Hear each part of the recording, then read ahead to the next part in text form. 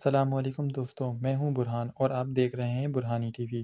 امید کرتا ہوں آپ لوگ خیریت سے ہوں گے۔ یہاں آپ کو اہم معلومات اور مشہور قدیم زمانے کی کہانی کے بارے میں اپڈیٹ ملتی رہیں گی۔ یہاں ہم بات کریں گے جنات کا سایہ یا پھر ایک بیماری۔ کافی لوگ اس بارے میں سوال کرتے ہیں کہ جنات کا سایہ کسی پہ آ جانا یہ ایک بیماری ہوتی ہے یا صرف جنات آ جانا ہوتا ہے، یا نیند کے دوران مفلوج ہو جانا یہ بھی ایک بیماری سمجھا جاتا ہے۔ تو آج ہم اس بارے میں بات کریں گے۔ ایک رات دوران نیند میں نے محسوس کیا کہ میرے سینے پر کوئی بھاری مخلوق چڑھ کر مجھے دبوچ رہی ہے۔ وہ میرا گلا دبانے کے مجھے مارنا چاہتی ہے۔ میں نے اس مخلوق سے خود کو چھڑانے کی بھرپور کوشش کی اور پھر کچھ مزاحمت کے بعد بالآخر میں کامیاب ہو گیا اور وہ مخلوق ہوا میں کہیں اڑ کر غائب ہو گئی۔ میں نے اپنی آنکھیں کھولیں لیکن اس وقت تک میرا جسم مفلوج ہو چکا تھا۔ جس سے میں نے مزاحمت کی کیا وہ بھوت کا سایہ تھا یا محض ڈراؤنا خواب یا پھر کچھ اور۔ بہت سے لوگوں کو دوران نیند کچھ ایسی ہی مزاحمت کرنی پڑتی ہے اور انہیں اپنا جسم مکمل مفلوج محسوس ہوتا ہے۔ اس کیفیت کے دوران ان کے جسم کے تمام مسلز حرکت کرنا چھوڑ دیتے ہیں اور مفلوج ہو جاتے ہیں۔ اس کے علاوہ اکثر لوگوں کو دوران نیند اپنے سینے پر بہت بھاری پن محسوس ہونے لگتا ہے اور بستر سے اٹھنے کی ہمت تک نہیں رہتی۔ آدمی اپنے جسم پر ایک شدید قسم کا دباؤ محسوس کرتا ہے۔ اسے لگتا ہے جیسے کوئی اس کا گلا دبا رہا ہو یا پھر ایک بہت خوفناک شکل کی مخلوق اس کے جسم پر چڑھ بیٹھی ہو جو اس پر مختلف طریقوں سے حملے کر رہی ہے۔ یہ سب اس وقت تک ہی ہوتا ہے جب تک اس شخص کی آنکھیں بند ہوتی ہیں۔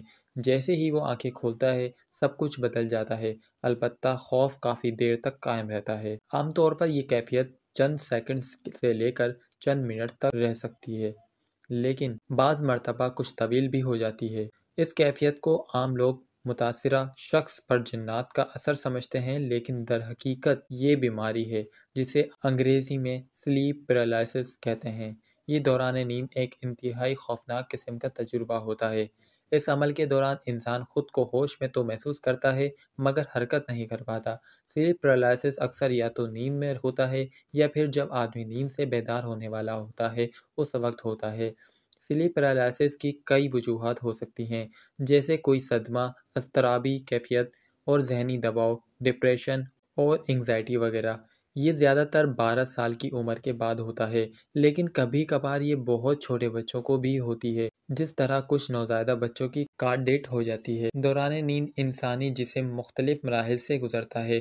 نیند کے ان مراحل میں ایک مرحلہ REM کہلاتا ہے، جس میں تقریباً 1.5 سے 2 گھنٹے کے بعد خواب آنا شروع ہو جاتے ہیں۔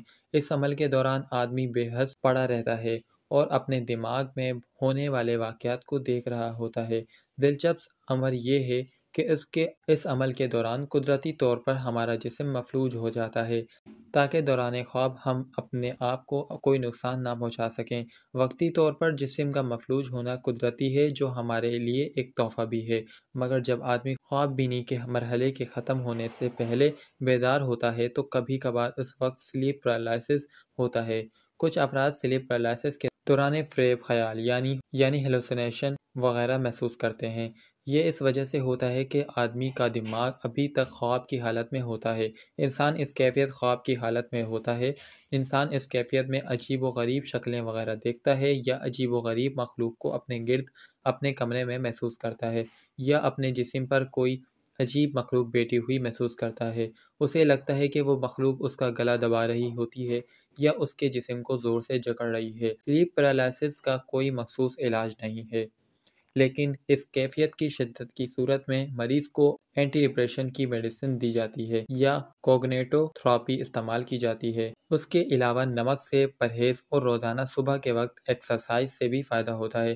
سلیپ پیرالائسس زیادہ تر اس وقت ہوتا ہے جب آپ سیدھے سوئے ہوں، لہٰذا کروٹ کے بل سونے سے بھی اس پر کنٹرول کیا جا سکتا ہے۔ اگر آپ نے میرے چینل کو سبسکرائب نہیں کیا تو جلد سبسکرائب کر لیں اور ساتھ ہی بیل آئیکن پہ کلک کر لیں تاکہ میری نئی آنے والی ویڈیو بآسانی پہنچ سکے۔